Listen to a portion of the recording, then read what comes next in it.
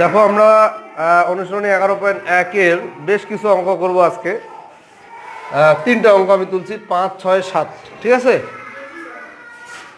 5 নম্বর, একটি বইয়ের ওজন এত গ্রাম, 80টি বইয়ের ওজন কত কেজি? দেখো একটা বইয়ের ওজন কিন্তু গ্রামে দিছে। কিসে দিছে? গ্রামে। আর আমাদেরকে 80টা বইয়ের ওজন বের করতে বলছে, গ্রামে কিন্তু বের করতে বলে নেই, বলছে কেজিতে বের করো। তাহলে আমাকে গ্রাম থেকে কেজিতে যাইতে হবে, গ্রাম থেকে কেজিতে। আচ্ছা আমি তাহলে করছি এখানে 5 নম্বরটা। দেখো একটি বইয়ের ওজন কত? একটি বইয়ের ওজন 124 গ্রাম। অতএব কয়টি বই এখানে?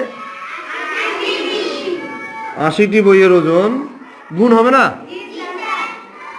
80 এত গ্রাম, এত গ্রাম না। এখন 80 আর এইটা গুণ করতে হবে। গুণটা খুব সহজ। দেখো পিছনে একটা শূন্য আছে, আমি একটা শূন্য দিয়ে দিলাম।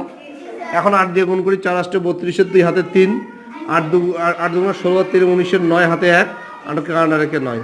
এত গ্রাম হলো। এটা গ্রাম। কিন্তু আমাদের 80টি বইয়ের ওজন কিন্তু বের হয়ে গেছে, কিন্তু গ্রামে বের হয়েছে। কিসে বের হয়েছে? আর আমাদেরকে বের করতে বলছে কত কেজি। এখন এই গ্রামটাকে কেজি বানাইতে হবে।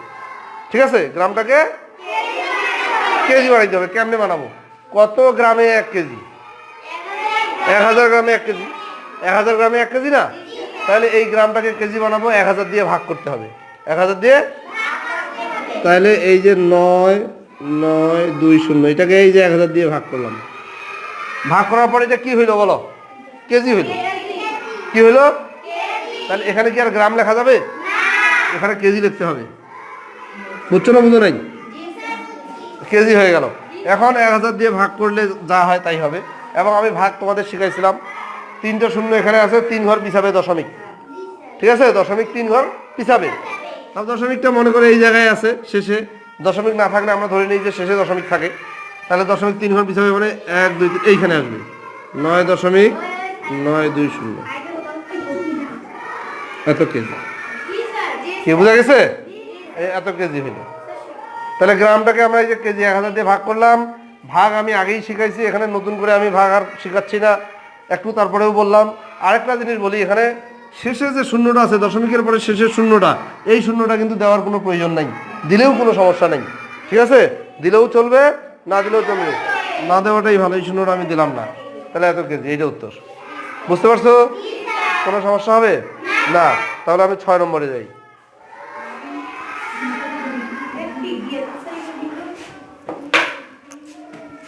6 নম্বর প্রশ্নটা দেখো। 8 জন লোকের ওজন এত কেজি। 8 জন লোকের মোট ওজন এত কেজি। মোট ওজন মানে সবার 8 জন মিলে ওইটা আর কি। তাদের গড় ওজন কত হেক্টোগ্রাম? এখানে কিন্তু কেজি আছে, আর এখানে আছে হেক্টোগ্রাম। হেক্টোগ্রাম। ঠিক আছে, তাহলে আমরা কিভাবে করব? আগে গড় ওজনটা বের করি। 8 জন লোকের ওজন লিখবো না, মোট ওজন লিখবো। মোট ওজন 451.2 কেজি। বুঝছো না? এটা হলো 8 জন লোকের মোট ওজন। অতএব 8 জন লোকের গড় ওজন। গড় কেমনে বের করে জানা আছে? 8 দিয়ে ভাগ করতে হবে, যেহেতু 8 জন লোক। এটাকে 8 দিয়ে ভাগ করি, ভাগ 8, এত কেজি।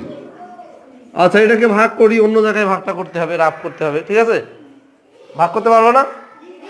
আচ্ছা ভাগ করলে কথা হয় 5 8 40, 5 8 সরি এখানে 5 হবে। 5 8 40, 5 1 6 8 48, 0.4 এত কেজি হইল। এটা গড় ওজন কিন্তু বের হয়ে গেল। কি গড় ওজন বের হয়ে গেছে না? 8 দিয়ে ভাগ করলেই তো গড় বাড়ি হবে। কেজিতে বের হয়েছে। কিসে বের হয়েছে? কিন্তু আমাদেরকে বলছে কত হেক্টোগ্রাম। কত হেক্টোগ্রাম এটা বের করতে বলছে। এখন কেজিটাকে আমার হেক্টোগ্রামে প্রকাশ করতে হবে। ঠিক আছে, কেজিটাকে এখন হেক্টোগ্রাম বানাইতে হবে। আচ্ছা হেক্টোগ্রামের সঙ্গে কিলোগ্রামের একটা সম্পর্ক আছে, তোমাদের জানা আছে বোধহয়। কি সম্পর্ক বলো তো? না না না, সম্ভব তোমাদের খাতায় লেখা আছে, দেখো তো। খাতায় আমি লিখে দিয়েছিলাম কত হেক্টোগ্রামে 1 কিলোগ্রাম। কত হেক্টোগ্রামে কত হেক্টো, তোমাদের ওখানে মিটারে আমি লিখে দিয়েছিলাম যে কত হেক্টোমিটারে 1 মিটার। হ্যাঁ, 10 হেক্টোমিটার সমান 1 কিলোমিটার, আছে না? খাতায় লেখা আছে, দেখো 10 হেক্টোমিটার সমান 1 কিলোমিটার। তার মানে এই ব্যাপারটা হলে এরকম, আমি এখানে রাব লিখতেছি, দেখো 10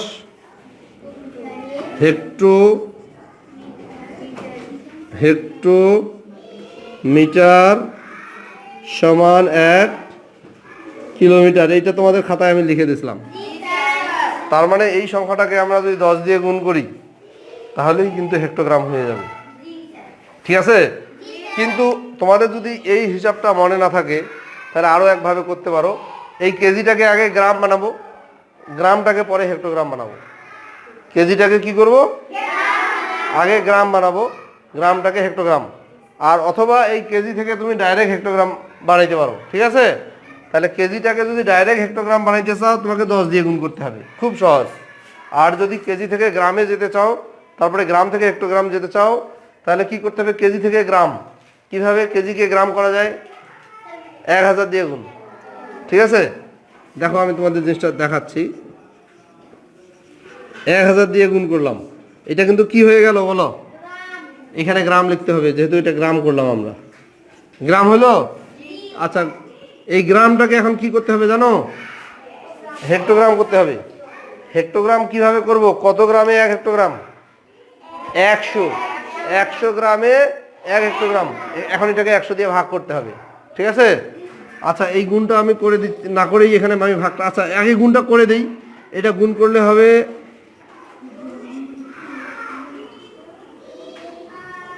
এই যে এত গ্রাম হলো, ঠিক আছে? গ্রামটাকে এখন কি বানাবো? হেক্টোগ্রাম। 100 দিয়ে ভাগ করব,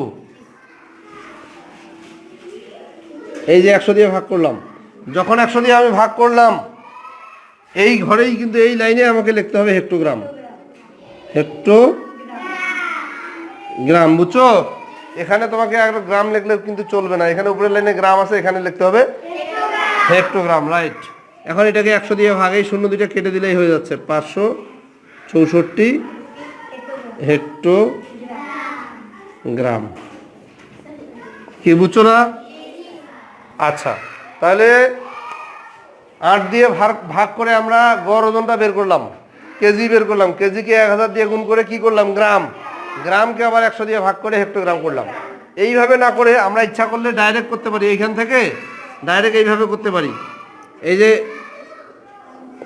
এটা তো আছে, এটা এত কেজি আছে, এই কেজিটাকে 10 দিয়ে যদি গুণ করি তাহলেই হেক্টোগ্রাম হয়ে যাবে, হেক্টোগ্রাম। এবং 10 দিয়ে গুণ করলে হবে 564 এত হেক্টোগ্রাম। তাহলে এইটা সহজ মনে হচ্ছে, তাই না? এতগুলো লেখার দরকার নেই। তো তোমরা যদি এইটা এইভাবে করতে পারো, এইভাবে চলবে, আবার এইভাবে যদি ডাইরেক্ট করতে পারো তাও চলবে। কি বোঝা গেছে? আচ্ছা, এখন 6 নম্বর হলো, 7 নম্বর করবো।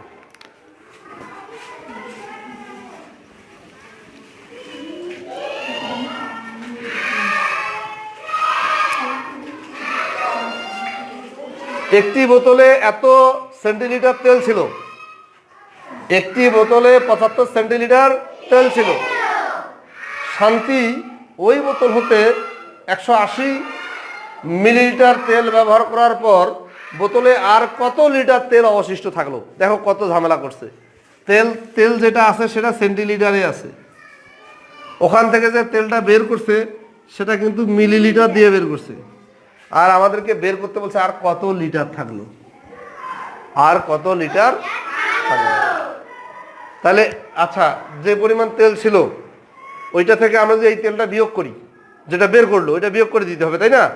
বিয়োগ করলেই তো আমরা বুঝতে পারতেছি আর কত লিটার থাকলো, নাকি? জাস্ট এটা থেকে এটা বিয়োগ করতে হবে, নাকি? কিন্তু বিয়োগ কেমনে করব? দেখো, এটা সেন্টিলিটার আছে, ওটা মিলিলিটার আছে, বিয়োগ করা যাবে? যাবে না। বিয়োগ বা যোগ করতে হলে দুইটা একক একই রকম থাকতে হবে। কি বোঝা গেছে? বিয়োগ বা যোগ করতে গেলে কি করতে হবে? দুইটা একক একই রকম থাকতে হবে। তাহলে আমরা কি করব? এইটাকেও লিটার বানাই, এটাকেও লিটার বানাই। আচ্ছা, বোতলে তেল আছে, এইভাবে লিখবো, বোতলে তেল আছে 75 সেন্টিলিটার, মিটার না লিটার, এখন এটাকে আমরা লিটার বানাবো, সেন্টিলিটারকে লিটার বানাবো। তোমরা একটু বলো কত সেন্টিমিটারে 1 মিটার? 100 সেন্টিমিটারে 1 মিটার, তাহলে 100 সেন্টিলিটারে 1 লিটার হবে। ওখানে আমরা যখন প্রথমে পড়ছিলাম ওগুলো মিটার দিয়ে পড়ছি, আর এখন হিসাবটা লিটার দিয়ে, কিন্তু হিসাবটা একই রকম, হিসাবটা একই রকম। তাহলে এইটাকে আমরা কি করব, 100 দিয়ে ভাগ করব। এটাকে 100 দিয়ে ভাগ করলে লিটার হয়ে যাবে, লিটার হয়ে গেল। হ্যাঁ, আচ্ছা, ভাগ করলে হয় 0.75 এত লিটার। কি বুঝছো না বুঝো? আচ্ছা, এইটা হলো বোতলে তেল আছে এইটা। আর শান্তি তেল ব্যবহার করলো কত, এত মিলিলিটার। আর যে তেল ব্যবহার করলো কত, 180 মিলিলিটার। এটাকেও লিটার বানাবো। কত মিলিলিটারে 1 লিটার? 1000 মিলিলিটারে 1 লিটার। তাহলে এটাকে 1000 দিয়ে ভাগ করতে হবে। এটাকে 1000 দিয়ে ভাগ করলে এইটাও লিটার হয়ে গেল। আচ্ছা, ভাগ করলে 0.18 লিটার। বুঝছো? তাহলে এখন লক্ষ্য করো, বোতলে তেল ছিল 0.75 লিটার, আর তেল ব্যবহার করলো 0.18 লিটার। তাহলে বোতলে অবশিষ্ট থাকলো কত? এইটা থেকে এইটা বিয়োগ। অতএব বোতলে অবশিষ্ট থাকলো 0.75 বিয়োগ 0.18 এত লিটার। বুঝছো না? এখন বিয়োগ করি, 8 থেকে 15 করিতে কত হয়? 7, হাতে 1, 7 5, 0.57 লিটার। কি বুঝছো? এইটা হলো উত্তর। কোনো সমস্যা আছে? একদম আমি যেভাবে করছি এইভাবে করবা, ঠিক আছে?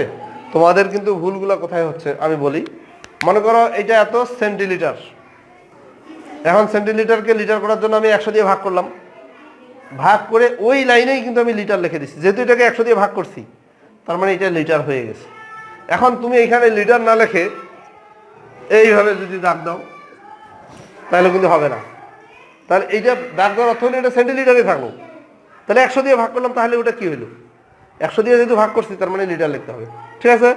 তাহলে এইভাবেই তোমরা অঙ্কগুলো করবা। ধন্যবাদ।